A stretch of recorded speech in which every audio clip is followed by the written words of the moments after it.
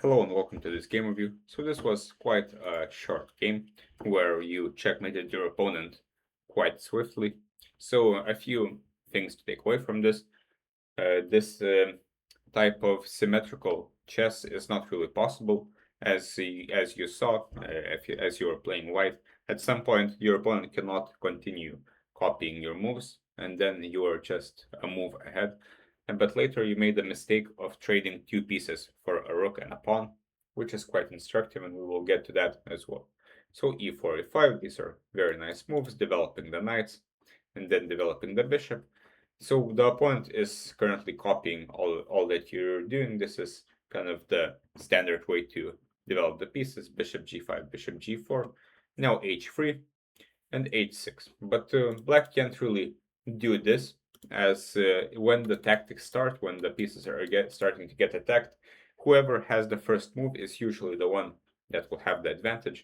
And here you took the bishop, he took your bishop, and you took the pawn, and now he cannot take your pawn, because here, even though everything is symmetrical, it is white to move, and now white develops the queen defending the knight, and he is up a knight. So now you have won a pawn. A6 is kind of a useless move. And here you took on f7 after a while. So firstly, this pawn is defended twice, right? So we're not really getting the pawn. And here black should take with the rook. Will take here, the king will take. And at the end of this, white has a rook and two pawns for the two pieces, which looks like more material. But we already had a pawn before this. And winning a rook and a pawn for two pieces is generally not advised, because two pieces are always better than a rook, and one pawn is not really compensated.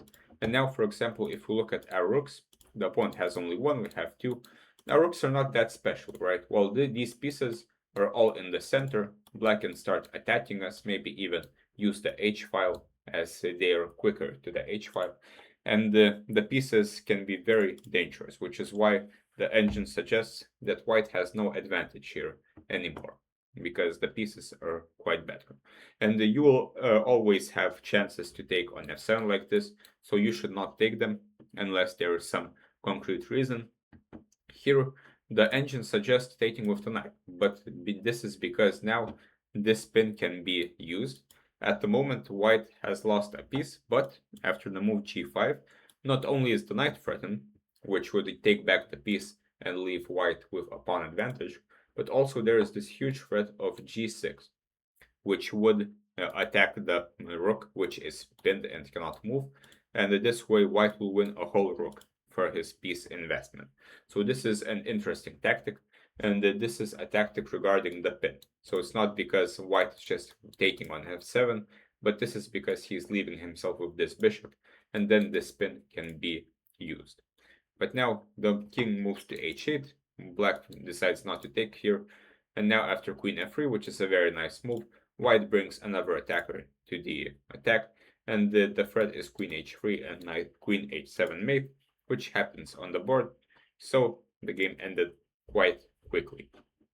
So here you didn't really use much time, but you did make this mistake of bishop takes f7, which is a mistake because you're actually losing material. So think about this part, and I would suggest thinking for quite a bit longer before making such decisions, because you will never take these decisions back, right?